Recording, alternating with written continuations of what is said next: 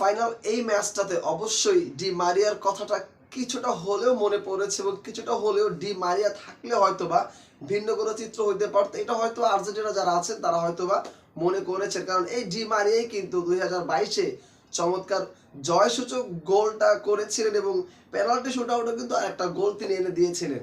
So D মারিয়ার জন্য হয়তোবা অনেকেই চিন্তা করছেন বা ডি মারিয়ার কথা হয়তো অনেকেই ভেবেছেন। আসসালামু আলাইকুম, ইসমাইলের আরেকটা ভিডিওতে আপনাদেরকে আবারও স্বাগতম। আর্জেন্টিনা দলটা ঠিক এক্সাক্ট কোথায় হেরেছে? আদৌ কি আর্জেন্টিনা টিম স্পেনের এগেইনস্টে ডমিনেট করতে পেরেছে? এই আর্জেন্টিনা টিমটা কি আদৌ কি বিশ্বকাপের ফাইনালের মঞ্চে যেমনটা খেলা উচিত সেটা করতে পেরেছে? এক কথা যদি বলেন আমি বলবো যে না না না, কোথাও আর্জেন্টিনা ডমিনেট করতে পারেনি। বিশ্বকাপের মঞ্চে যেমনটা খেলা হওয়ার কথা সেই খেলাটা কখনোই আর্জেন্টিনা টিম খেলে নাই। ম্যাচটা হয়েছে প্রায় একতরফা। আমার কাছে মনে হয়েছে আর্জেন্টিনার জাস্ট ফাইনাল ম্যাচটা খেলা উচিত, তারা জাস্ট খেলছে, এবং স্পেনের ম্যাচটা জয়লাভ করা উচিত, তারা সেইভাবে করেই আর্জেন্টিনার উপর ডমিনেট করছে। একেবারে প্রথমার্ধে অ্যালিস্টার এবং টেলিগ্রাফো তারা দুজনে আসলে খানিকটা প্রতিরোধ গড়তে পেরেছে। এছাড়া আসলে প্রতিরোধ গড়ার মতো আমি আর কাউকে দেখি নাই। সবচেয়ে ইন্টারেস্টিং পার্ট, মেসিকে নিয়ে যারা অনেক বেশি চিন্তিত ছিল, মেসিকে নিয়ে যাদের আশাটা অনেক বেশি ছিল, সেই মেসি 110 মিনিটে একটা ওয়ান শট বা গোল শট তিনি করতে ব্যর্থ হয়েছেন। এটা অবশ্যই কিন্তু একটা চিন্তার বিষয়। এই জায়গাটাতে আসলে অন্য দেশের সাথে আর্জেন্টিনার পার্থক্যটা অনেক বড়, এবং স্পেন এই টিমটা যে সর্বসেরা দল তারা সেটা কিন্তু আরো একবার প্রমাণ করেছে।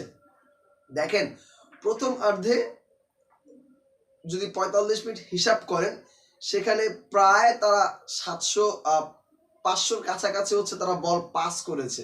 মূলত রদ্রি, পেদ্রি তো আসলে দ্বিতীয়ার্ধে নেমেছে, রদ্রি, পেদ্রি এবং ফাবিয়ান, যিনি আসলে দলের যে গোলটা করে, যে জয়টাকে নিশ্চিত করেছে সেই ফাবিয়ান, তিনি কিন্তু আসলে তিনজন মিলেই যে ত্রিভুজ আকারে বা ট্রায়াঙ্গেল আকারে যে পাসগুলো করেছে, এই পাসগুলোই মূলত আসলে আর্জেন্টিনা দলটাকে ভুগিয়েছে।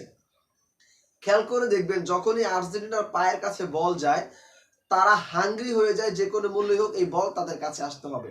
কুবার্সি, কুকুরিয়া আউটস্ট্যান্ডিং, তারা যে কোনো মূল্যে হোক আর্জেন্টিনা থেকে বলটাকে দখল করে এনে তাদের কাছে নিয়ে নেয় এবং পুরো সার্কেলটা তারা নিজেদের মতো করে সিস্টেম ওয়াইজ কিন্তু খেলেছে, যেই খেলাটা আর্জেন্টিনা দল খেলতে পারে নাই। 110 মিনিটে আর্জেন্টিনা যেটা গোল করবে সেই গোলের শটটাই করতে ব্যর্থ হয়েছে। তার মানে চিন্তা করে দেখেন কতটা ডমিনেট করেছে টিম স্পেন। এবং যারা আসলে চিন্তা করছে বা যারা বলেন যে আর্জেন্টিনা অনেক ভালো খেলেছে, এই করেছে সেই করেছে, রেফারির জন্য হয় নাই, রেফারি প্রতিপক্ষ করেছে, রেফারি আজকে অনেক বেশি হলুদ কার্ড দিয়েছে, এরকমটা আসলে চিন্তা করার সুযোগ নাই সত্যিকার অর্থেই। কারণ আর্জেন্টিনা তো আর ফিফার টিম না। তো এটা বলার, আমি মনে করি না এটা বলার কোনো যৌক্তিকতা আছে। সেটা প্রমাণ কিন্তু হয়েছে আর্জেন্টিনা ফিফার টিম না, কারণ কল্যাণে তারা খেলে নাই এবং রেফারি পক্ষপাতিত্ব করে না। যদি ফিফার টিম হইতো, যদি পক্ষপাতিত্ব করতো, তাহলে এনজো ফার্নান্দেজকে লাল কার্ড দেওয়ার কোনো মানেই হয় না। এতগুলো ফাউল করেছে, 5টা কার্ড এসছে, এটা না করলেও পারতো।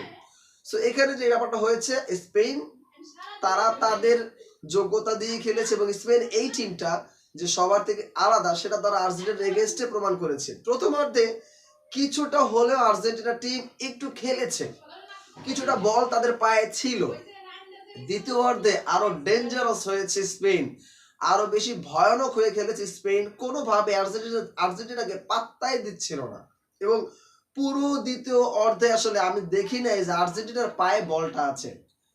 কখনো কুবার্সি, কখনো কুকুরিয়া, কখনো রদ্রি, কখনো পেদ্রি, কখনো মিকেল ওরাবার্জেল, তাদের পায়ে আসলে বলগুলো, কখনো ইয়ামেল, তাদের পায়ে আসলে বলগুলো ঘুরপাক খাচ্ছে এবং আর্জেন্টিনার টিমের পোলাপানগুলো তাদের পেছনে পেছনে পেছনে পেছনে বল নেওয়ার জন্য চেষ্টা করছিল।